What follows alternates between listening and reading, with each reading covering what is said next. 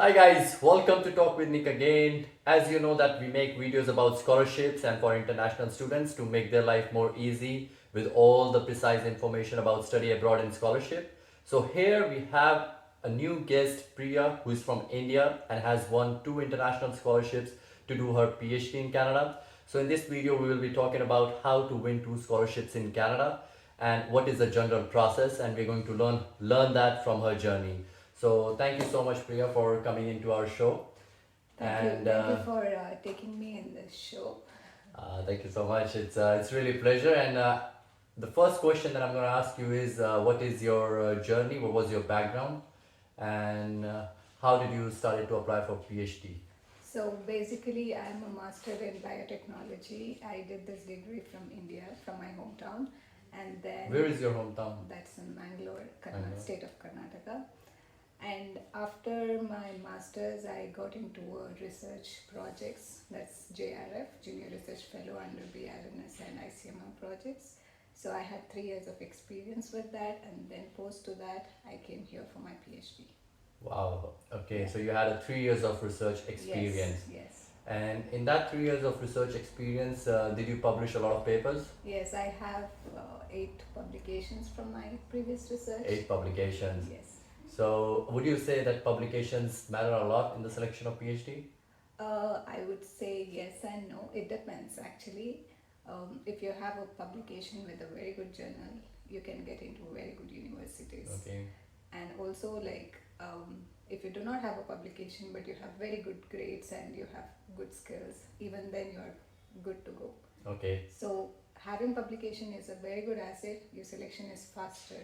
Okay. Without a publication, I won't say that you won't get it. You will get it, but you should have the rest of the criteria that need to be very strong. I got it. Yeah. Your academics need to be very strong. Your communication skills need to be very strong. Okay. Got it. Well, I asked this question about the importance of publication because a lot of students were asking me these questions about, is publication important? Can you get a PhD without a publication? Well, you have got an idea why publication is important here, but we also have good students who are doing a PhD in Canada without any publications. So we're going to talk about that in next video. But before that, I'm going to ask you my next question. How did you apply for your first scholarship, that is Queen Elizabeth Scholarship, and how did you get selected for that one? So, firstly, when I applied for the PhD program, so my professor had put out the notification saying that he has this PhD position available, but if you get the scholarship with the Queen Elizabeth. Okay. So I applied for the scholarship, and then they have the screening and so on. I'm not sure the number of students who have applied for it, but I know that 6 members were selected out of the pool, and then we had face-to-face interview, which I cleared, and then I got it. Okay, so did you send an email to the supervisor first, or you directly applied for the scholarship? So there were like two people who were responsible for the selection. So we had to mail them our CV and every document. They were from the university or the scholarship organization? They were from the committee. Okay, it from was the my scholarship. professor and another person. Oh. Alright guys, so like I said in the beginning of my video that in Canada you can win two scholarships, and we have a student who have got that second scholarship, and you also have a student who have not got that scholarship. So we're gonna compare our profile and CV why I didn't get it and why she got it. So let's see, let's hear from Priya. How did you get your second scholarship? Yes. So, like I said, I had Queen Elizabeth Scholarship. This is a non-profit organization scholarship.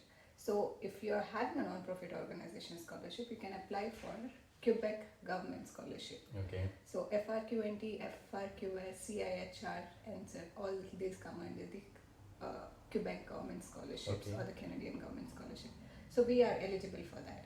So, I applied, and you need to have a very strong CV with a publication.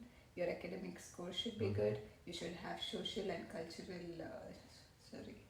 Leadership. yeah, leadership activities, and also extracurricular. I got the lowest mark in the social and leadership. Okay, so I guess I participated in NGO programs, and so that was good for me. So there I got some points. So that's how I got it somehow. You got it. Luckily, yeah. But like you applied that in the first year also, and you applied in the second year too, and you didn't Yes. get it in the first year. Yeah, first year I applied. The only difference between my first application and the second application is I had a publication from this university in the Okay. second year, but in the first year I did not have. So that Okay. is one thing, and then second thing is that I refined my application. The first time I felt that my application was not so good, well written.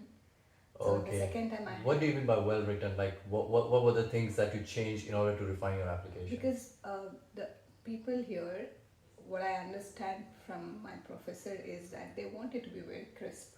We write like stories, which they do not prefer. So they want it to be very crisp, tell what you have done, and it has to be true. Okay. So you have to write it very clear so that a person reads your application and he can understand everything. Okay, you are an eligible candidate in your first page itself. So you need to refine the way you write it.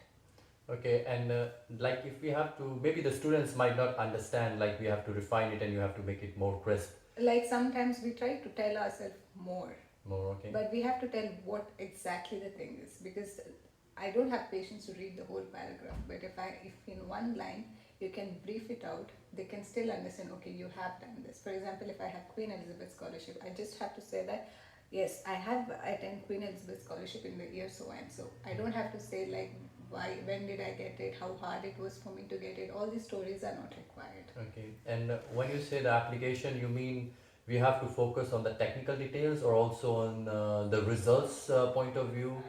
How you will make it more crisp from the technical point of view, from the results point of view? Like for example, you have a 5 mark question, Mm-hmm. and it's a very lengthy answer. We put side headings and we write the answers, right? So we have to make the same thing in our CV as well. So put your side headings, which gives them an indication that these are the things that she has. Mm-hmm. Explanation you can give, but these side headings are something that is very important. Okay, got it. Yeah. All right, that's an interesting one. So, guys, you have got the idea that yes, you can apply for two different kind of scholarships in Canada. The only criteria is that those two scholarships should not come from the same organization. So, like she have a scholarship from the Queen Elizabeth, and which is a non-profit organization, and the another one is coming from the provincial government. Again, if you're getting from a provincial government, you cannot apply for another provincial government Okay, yeah, scholarship. that's So you can apply only if you have from non-profit organization or something else, not from the government. but if you apply for the federal government, like Canadian government, I am not sure about this. okay. Maybe you can verify. Maybe we're gonna come about that information in our next video. And like I said, like she got that scholarship, I didn't get that scholarship, and I asked her how many marks she had in her application, and she told me it was around 81, 82, Yeah. and my score was around 76. So that means it was just a difference of 5 to 6 points, and in those 5 to 6 points there were 16 students. That means there was 4 students in 1 point. That's a very competitive scholarship, and it takes a lot of precision in writing your application, in explaining yourself in terms of your CV, research proposal, and everything.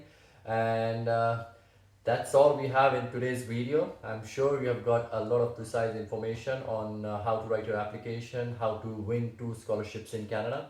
And if you have any more precise questions, please don't hesitate to put in the comment section. We'll get back to you.